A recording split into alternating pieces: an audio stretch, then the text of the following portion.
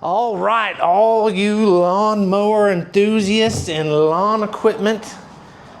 I just got home, man. It is like after 10 o'clock, and I had to go on a 5-hour, 6-hour drive one way, work. I got up at 4:30 this morning, and I'm tired.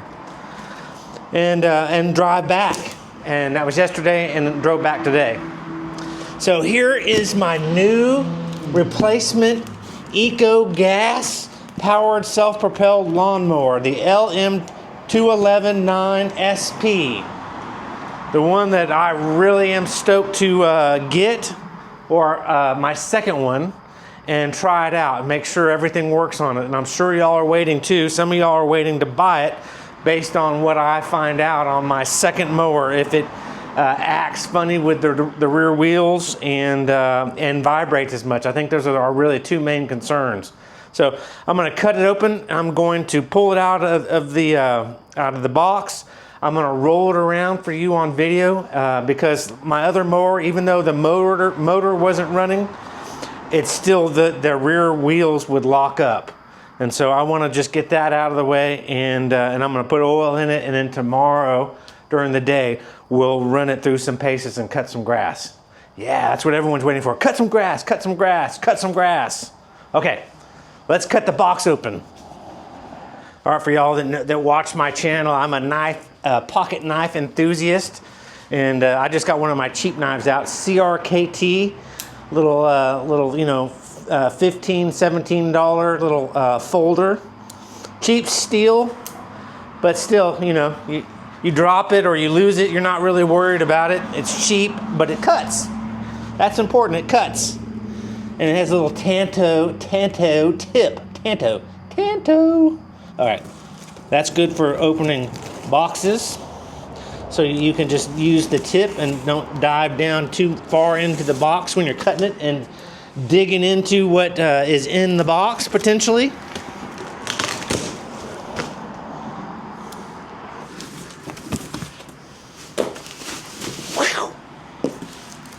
All right, just like my other box, I cut the front of it open because I'm a one-man show, and lifting it out of the box is quite difficult, so I just cut the ends open. I saw that somewhere on someone's video. They were like, just do this. Makes it a lot easier, just roll it out. Take out your knife and go down the corners of the box. The only thing is it destroys the box. But good news was they didn't require me to have a box when I took my first one back to Home Depot. They're like, yeah, you don't need a box. It's still over there behind the camera. Need to take it to the dumpster. You gotcha. It comes with a chute. My Toro Max did not come with the rear chute. You had to warranty register it, check the box, and it got mailed out to ship to you, and it took between a month to 2 months to get. So this comes with a little, it's smaller, but it's a true side chute, and yeah, okay. All right, it comes with the oil. The oil that you got to put in it, it comes with very little oil in it. If you start it without the oil, you're going to ruin it. And this really nice bag with this really cool handle helps get it on easier and to pull it off late at night. Not midnight, but it is definitely dark out.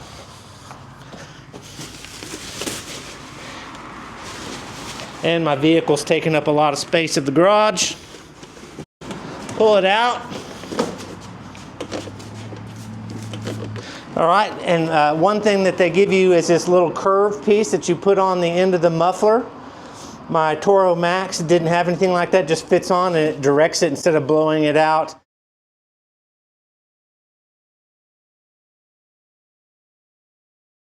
Directly out the front, you can divert it off to the side.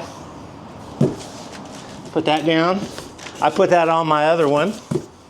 Throw the box away. Box number 2.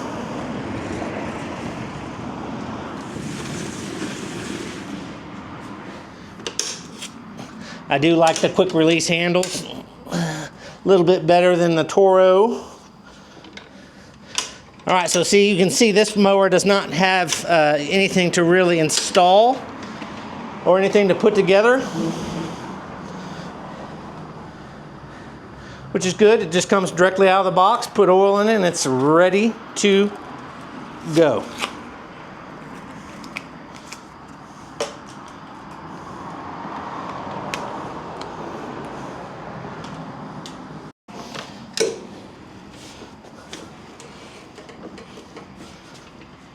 Okay, one thing, to pull the handle in, that decreases the depression on depression. No, it's the compression of the motor, not depression, compression. So you can pull it back, put this little pull starter right there in its little holder spot. It's ready to fill with oil. Put that in there.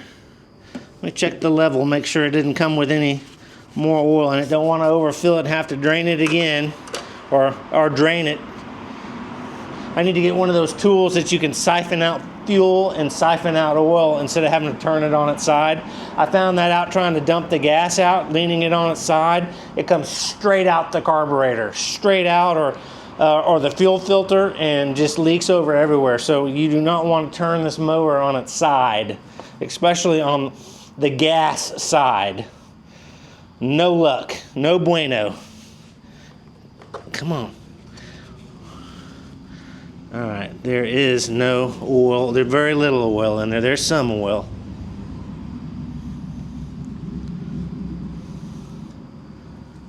Perfecto. All right.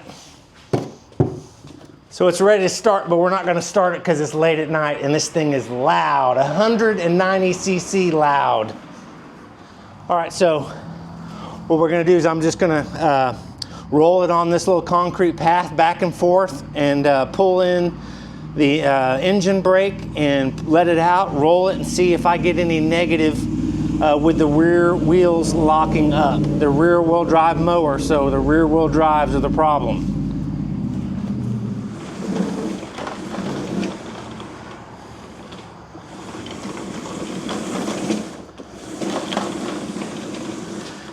My first one, when I took it out of the box, it had some issues. It would roll and then it wouldn't roll. So I'm just going to do this for a while. Pull it in, the engine brake. So, so far so good. No locking up of the rear wheels. And on my last video, man, I always think of things after I publish the video.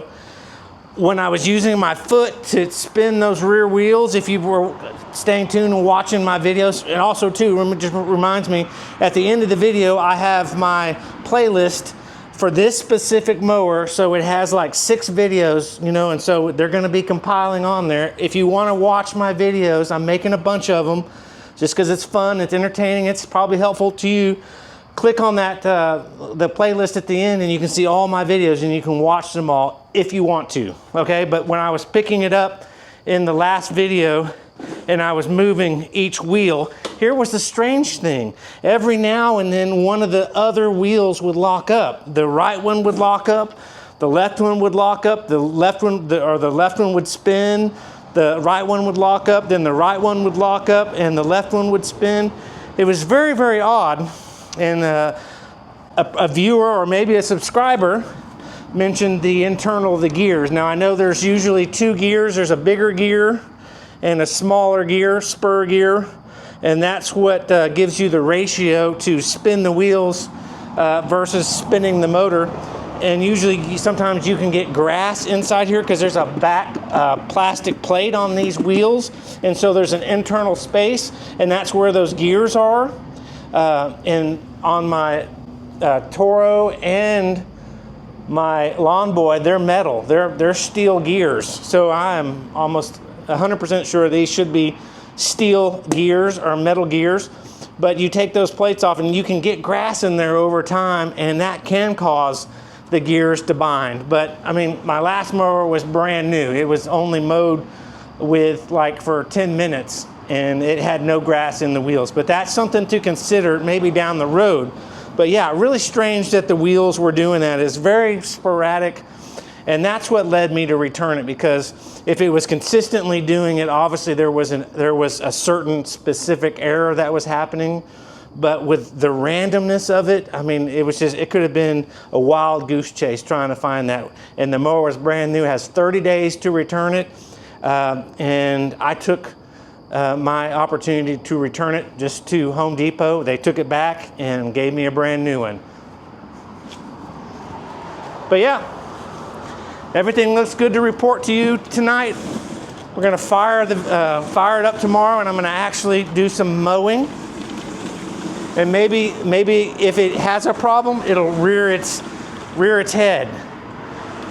I expect to see a lot less motor vibration. The last one, the previous one that I had crazy vibration on the motor.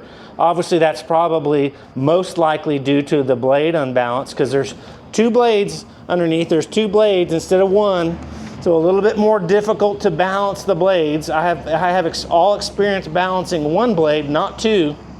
So that's new territory for me, but yeah, it should come with a balanced blade and a smooth motor. My Toro Max is like the smoothest thing. You can't even see the motor vibrating when it runs, and I think that's how it's supposed to be. That's really, because extra vibration rattles the mower. You can see the wheels vibrating, and the handlebar gets a bunch of vibration in it, and then your arms are vibrating, and then your brain is vibrating. So not cool to have a vibrating motor. And it rolls good. Let's check and see if the wheels spin a little easier. I think the wheels even spin a little easier than my last one. Oh, and they're definitely not as wobbly. On my previous Echo Mower 190cc that I had before this one, obviously, I don't know why I'm restating that, the wheels had a lot more vibration in them. These are a lot more solid. I think this is going to be a much better mower. But anyways, thanks for watching. Not going to make the video too long. I appreciate you tuning in. Look forward, because tomorrow I'm going to jump in on this. I also got to do my taxes. Woo, taxes. Got to do those before the 15th, I think is the due date. But again, thanks for watching. Have a good night, and look forward to seeing more content on this, okay? Bye-bye.